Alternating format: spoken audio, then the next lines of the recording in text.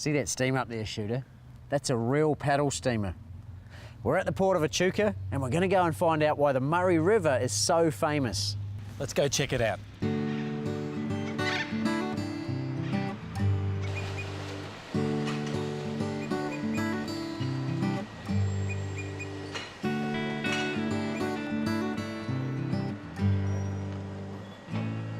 Apparently, when you're in Echuca, there's more to do than just play golf. Mick, you're home to the world's biggest fleet of working paddle steamers. How did that come about? Back in the 1860s and right through to the 1920s, this was the largest working inland port in the world. And trade actually came into this particular wharf and was transferred over into the rail, which is connected to the port, and then down in Melbourne where wool especially was actually moved all around the world. And what else are we going to do while we're here? Well, there's lots of things to see. So we've actually got our museum or interpretive centre, and then you've got the wharf, you've got a number of different displays including rail, and you've obviously got paddle steamers to actually ride on. So Mick, we're standing among some pretty old looking wood here. I mean, what are these, mate? Well, Shooter, these are old rudders from old paddle steamers, so they've actually been kept in the past, and the rudder is probably the hardest worn piece of the paddle steamer itself. And these are a part of your brand new Discovery Centre? Yeah, they're part of the displays that are the Discovery Centre, and inside we've got interactive and visual displays right through the centre itself. Really visual. Shall we go and have a look at them? Sure, mate. Let's go have a look now.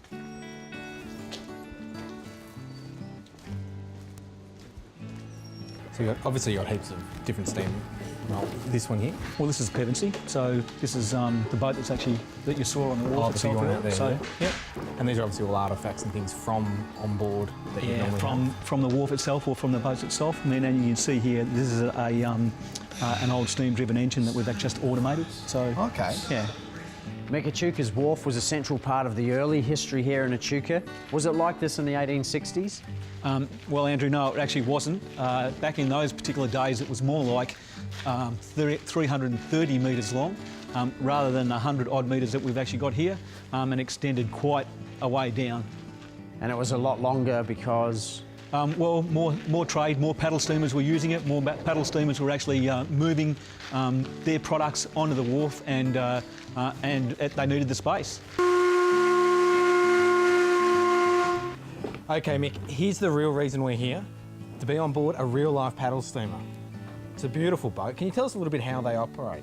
Okay, so it's about fire and water. So fire into the actual boiler itself.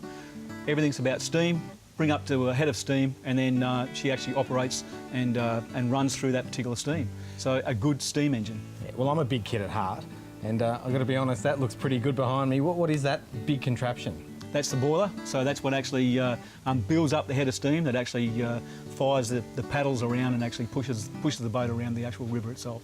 Now, I believe this boat in particular is quite a historic boat. So this boat's, well, it's over 100 years old now, and her history is about the film All the Rivers Run, where she was actually the Philadelphia in that particular film.